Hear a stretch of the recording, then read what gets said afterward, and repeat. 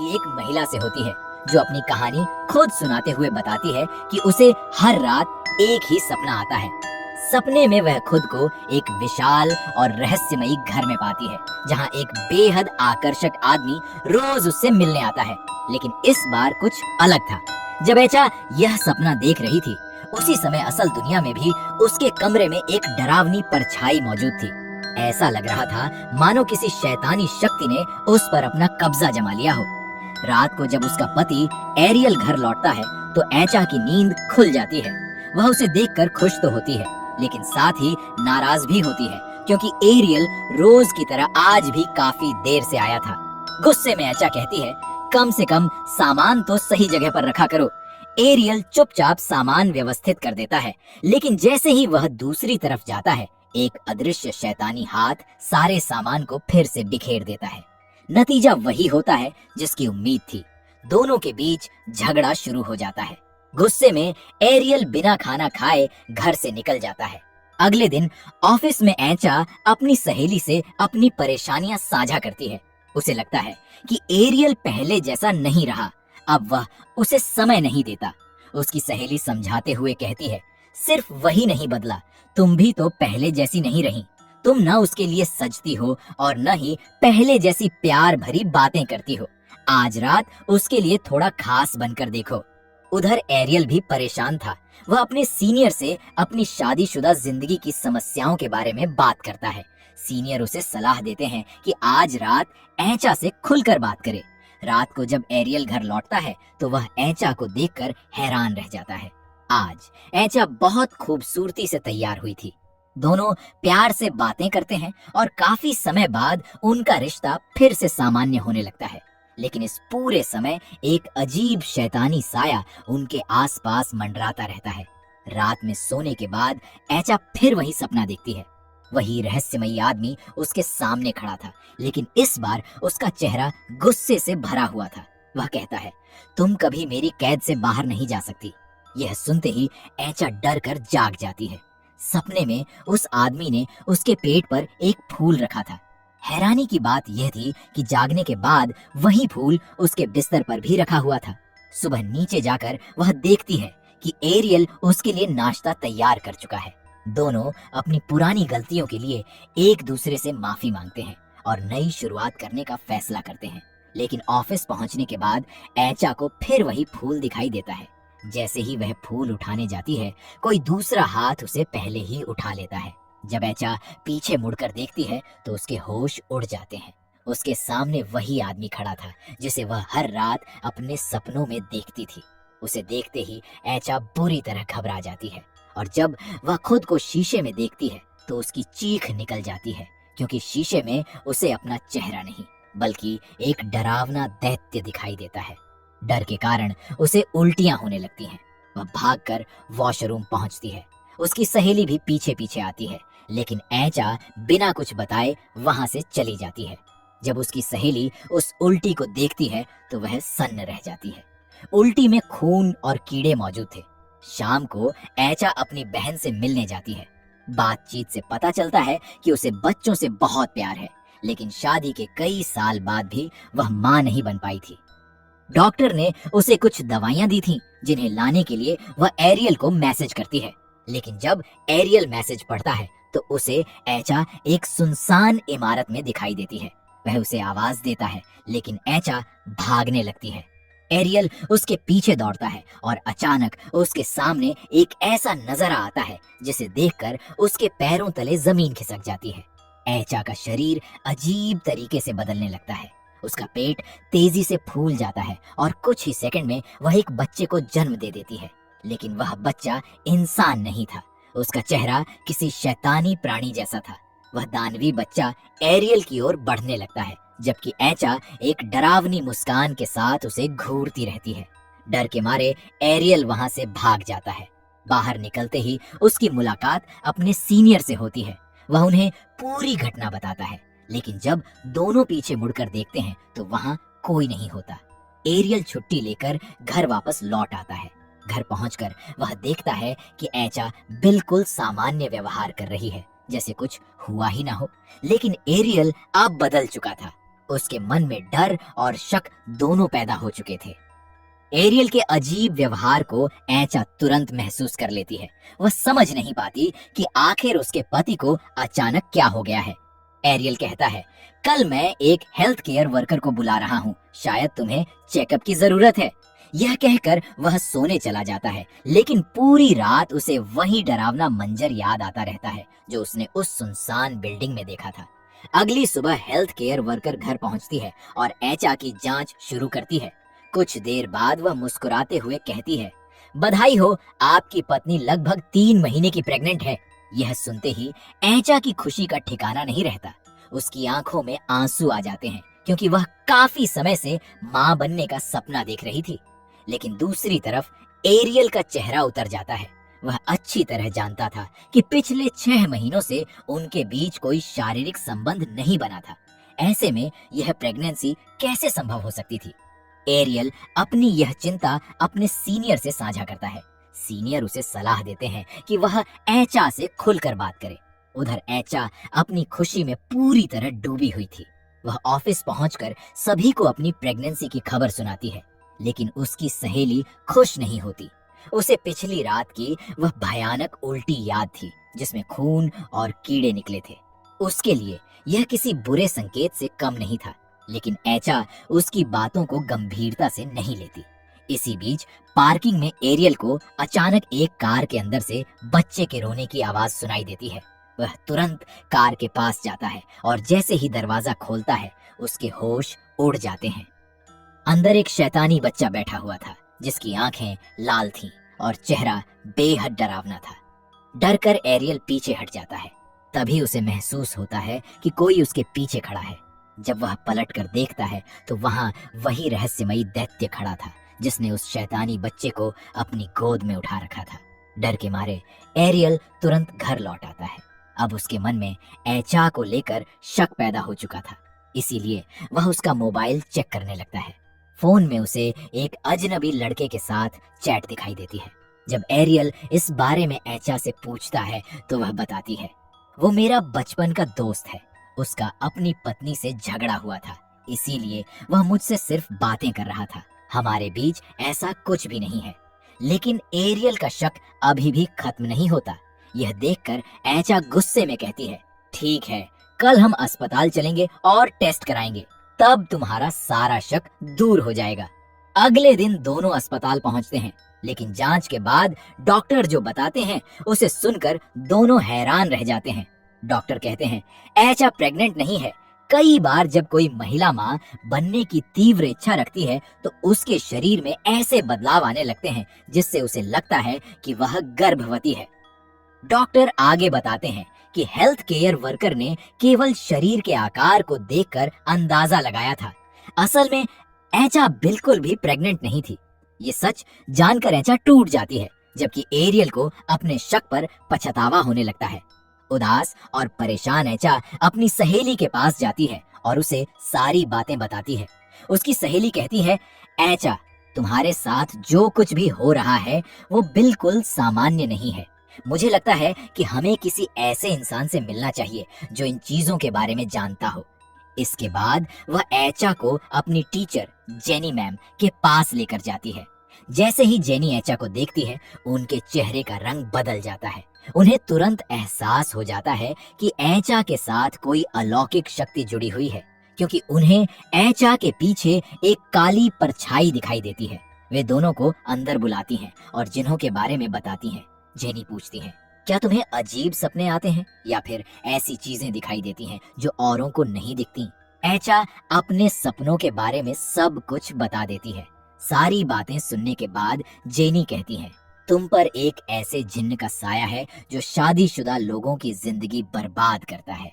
वह रिश्तों को तोड़ना चाहता है। जब ऐचा उन्हें अपनी प्रेगनेंसी वाली घटना बताती है तो जेनी साफ कहती है, तुम कभी प्रेग्नेंट नहीं थी। वो सब सिर्फ एक भ्रम था जो उस जिन्न ने तुम्हें दिखाया। यह सब सुनकर ऐचा की हालत और भी खराब हो जाती है। उसकी सहेली काफी देर तक उसके साथ रहती है और तब तक उसका साथ नहीं छोड़ती जब तक ऐचा सो नहीं जाती। इसके बाद वह अपने घर लौटने के लिए निकलती है। रास्ते में उसे सड़क किनारे एक छोटा सा बिल्ली का बच्चा दिखाई देता है। वह उसे सुरक्षित जगह पर रख देती है ताकि कोई गाड़ी उसे कुचल ना दे। लेकिन तभी उसे महसूस होता है कि कोई उसे घूर रहा है। जैसे ही वह पीछे मुड़ती है, उसके सामने वही खतरनाक जिन्न खड़ा था। अब वह बेहद गुस्से में दिखाई दे रहा था और अगले ही पल वह ऐचा की सहेली पर हमला कर देता है। एक ही झटके में वह उसकी जान ले लेता है। उधर उसी समय ऐचा अपने सपने में यह पूरी घटना देख रही होती है। डर के मारे वह अचानक नींद से जाग जाती है, लेकिन उसे बिल्कुल अंदाजा नहीं था कि उसका यह सपना सच साबित होने वाला है। डर के मारे ऐचा तुरंत बिस्तर से उठ बैठती है। उसका दिल बहुत तेजी से धड़क रहा था क्योंकि उसने अपने सपने में अपनी सहेली को मरते हुए देखा था। तभी बाहर से कुछ अजीब आवाजें आने लगती हैं। डरते डरते ऐचा कमरे से बाहर निकलती है, लेकिन जैसे ही वह सामने का नजारा देखती है, उसके पैरों तले जमीन खिसक जाती है। उसकी सहेली ठीक उसी तरह मरी पड़ी थी जैसा उसने अपने सपने में देखा था। यह दृश्य देखकर ऐचा पूरी तरह टूट जाती है। उसे खुद को दोषी महसूस होने लगता है। उसे लगता है कि उसकी वजह से ही उसकी सबसे अच्छी दोस्त की जान चली गई। कुछ देर बाद जब एरियल घर पहुंचता है तो वह ऐचा को बुरी तरह रोते हुए पाता है। ऐचा रोते रोते उसे सारी बातें बता देती है, सपना, जिन्न और अपनी सहेली की मौत। यह सब सुनकर एरियल भी अंदर तक हिल जाता है। लेकिन तभी एक और अजीब घटना होती है। अचानक ऐचा का पेट फिर से फूलने लगता है, मानो वह सचमुच गर्भवती हो। ये देखकर दोनों बेहद डर जाते हैं। अगली सुबह ऐचा एरियल को अपने रोज आने वाले सपनों के बारे में विस्तार से बताती है। अब एरियल को भी यकीन हो जाता है कि मामला किसी मानसिक बीमारी का नहीं बल्कि किसी अलौकिक शक्ति का है। इसीलिए दोनों तुरंत जेनी मैम के पास पहुंचते हैं। जेनी पहले से ही समझ चुकी थी कि ऐचा बहुत बड़ी मुसीबत में फंस चुकी है। इस बार उन्होंने ऐचा की पूरी मदद करने का फैसला किया। यहीं से शुरू होता है ऐचा का एक्सोर्सिज्म। लेकिन यह कोई साधारण जिन्न नहीं था। जैसे ही प्रार्थना शुरू होती है, वह शैतानी शक्ति ऐचा के शरीर पर पूरी तरह हावी हो जाती है। कुछ ही पलों में ऐचा की आवाज बदल जाती है और उसके मुंह से एक भारी और डरावनी आवाज निकलती है। वह कहता है, तुम लोग मुझे इससे अलग नहीं कर सकते। दूसरे संसार में ऐचा मेरी पत्नी है, उसने मुझसे शादी की है। यह सुनते ही कमरे में मौजूद सभी लोग सन्न रह जाते हैं। कुछ देर बाद वह जिन्न ऐचा के शरीर से बाहर निकल जाता है, लेकिन इस दौरान ऐचा को असहनीय दर्द सहना पड़ता है। जेनी एरियल से कहती है, यह जिन्न खास तौर पर उन जोड़ों को निशाना बनाता है जो एक दूसरे से सच्चा प्यार करते हैं। इसका मकसद उनके रिश्ते को तोड़ना है। फिर वे दोनों को कुछ पवित्र आयतें और प्रार्थनाएं पढ़ने के लिए देती हैं और कहती हैं कि अगले 14 दिनों तक इन्हें लगातार पढ़ना होगा। एरियल और ऐचा पूरे विश्वास के साथ रोज उन प्रार्थनाओं का पाठ करने लगते हैं। धीरे धीरे सब कुछ सामान्य होने लगता है। ऐचा को डरावने सपने आना बंद हो जाते हैं। घर का माहौल भी पहले जैसा हो जाता है। दोनों को लगने लगता है कि शायद अब उनकी परेशानी खत्म हो चुकी है, लेकिन असल में यह सिर्फ तूफान से पहले की शांति थी। एक दिन एरियल ऐचा से कहता है, मुझे काम के सिलसिले में कुछ दिनों के लिए शहर से बाहर जाना पड़ेगा। वह ऐचा को इस हालत में अकेला छोड़ना नहीं चाहता था, लेकिन यह काम उनकी आर्थिक समस्याएं हमेशा के लिए खत्म कर सकता था। ऐचा उसे जाने के लिए कहती है और भरोसा दिलाती है कि वह अपना ध्यान खुद रख लेगी। एरियल के जाने के बाद रात में ऐचा हमेशा की तरह प्रार्थना पढ़कर सो जाती है, लेकिन इस बार उसके कमरे का माहौल कुछ अलग था। कमरे में अचानक ठंडक बढ़ने लगती है और फिर वह शैतानी जिन्न वापस लौट आता है। अगली सुबह जब ऐचा ऑफिस पहुंचती है तो उसे सभी लोग अजीब दिखाई देने लगते हैं। ऑफिस के कर्मचारियों की आंखें बदल चुकी थीं और उनके चेहरे बेहद डरावने लग रहे थे। सब लोग एक साथ एक ही आवाज में कहते हैं, तुम मुझे छोड़कर नहीं जा सकती, तुम सिर्फ मेरी हो। यह सुनकर ऐचा बुरी तरह डर जाती है और तुरंत वहां से घर लौट आती है। डर के कारण वह अपनी बहन को अपने पास बुला लेती है। इसी दौरान एरियल फोन पर ऐचा की बहन से कहता है, किसी भी हालत में ऐचा को सोने मत देना, पिछली बार जब वह सोई थी तब उसकी सहेली की मौत हो गई थी। अगर वह दोबारा सो गई तो जिन्न फिर हमला कर सकता है। लेकिन ऐचा खुद को जागते नहीं रख पाती। धीरे धीरे उसकी आंखें बंद होने लगती हैं। उसकी बहन उसे लगातार जगाने की कोशिश करती है, लेकिन कोई फायदा नहीं होता। तभी अचानक कमरे में वही जिन्न प्रकट हो जाता है। वह ऐचा की बहन को पकड़कर जोर से बिस्तर के नीचे फेंक देता है। डरकर उसकी बहन कमरे से भागने की कोशिश करती है, लेकिन एक अदृश्य शक्ति उसे हवा में उठा लेती है और पूरी ताकत से दीवार पर पटक देती है। कुछ ही सेकंड में वह बेहोश होकर जमीन पर गिर जाती है। इसी बीच ऐचा की आंख खुलती है, लेकिन इस बार उसका पेट पहले से भी ज्यादा फूल चुका था और उसे भयंकर दर्द हो रहा था। दर्द से तड़पती हुई ऐचा नीचे जाने लगती है, लेकिन उसे अपनी बेहोश बहन दिखाई ही नहीं देती। अचानक वह एक हैंगर उठाती है और अपने पेट से उस शैतानी बच्चे को निकालने की कोशिश करने लगती है। तभी एरियल घर पहुंच जाता है। ऐचा की हालत देखकर वह बुरी तरह घबरा जाता है। वह तुरंत अपनी साली को होश में लाता है और फिर दोनों मिलकर ऐचा को सीधे जेनी मैम के घर ले जाते हैं, क्योंकि अब आखिरी और सबसे खतरनाक लड़ाई शुरू होने वाली थी। एरियल ऐचा और उसकी बहन को लेकर तुरंत जेनी मैम के घर पहुंचता है, लेकिन इस बार हालात पहले से कहीं ज्यादा गंभीर थे। जेनी मैम पहले से ही तैयार थीं। उन्हें एहसास हो चुका था कि अब यह आखिरी मुकाबला होगा। उन्होंने कुछ और अनुभवी लोगों को भी बुला लिया था, ताकि मिलकर उस खतरनाक जिन्न का सामना किया जा सके। कुछ ही देर में ऐचा का अंतिम एक्सोर्सिज्म शुरू होता है। कमरे का माहौल पूरी तरह भयावह बन चुका था। सभी लोग एक साथ पवित्र प्रार्थनाएं पढ़ रहे थे, जबकि ऐचा दर्द से तड़प रही थी। लेकिन उसी समय ऐचा की चेतना एक दूसरी दुनिया में पहुंच जाती है। ये कोई साधारण जगह नहीं थी, बल्कि जिन्हों की दुनिया थी। एक अंधेरी, वीरान और डरावनी दुनिया। वह खुद को उसी रहस्यमयी संसार में पाती है जहां हर तरफ सिर्फ अंधेरा और सन्नाटा था। दिलचस्प बात यह थी कि असली दुनिया में पढ़ी जा रही प्रार्थनाओं की आवाज वहां भी सुनाई दे रही थी। ऐचा महसूस करती है कि ये आवाजें उसे उस अंधेरी दुनिया से बाहर निकालने की कोशिश कर रही हैं। वह उस दिशा में बढ़ने लगती है, लेकिन तभी वही खतरनाक जिन्न उसके सामने आ जाता है। गुस्से में वह कहता है, तुम मेरे संसार से कभी बाहर नहीं जा सकती, तुम सिर्फ मेरी हो। यह सुनकर ऐचा घबरा जाती है और वहां से भागने लगती है, लेकिन जिन्न पल भर में उसके सामने पहुंच जाता है और उसे पकड़ लेता है। उधर वास्तविक दुनिया में ऐचा का शरीर बुरी तरह पजेस्ट हो जाता है।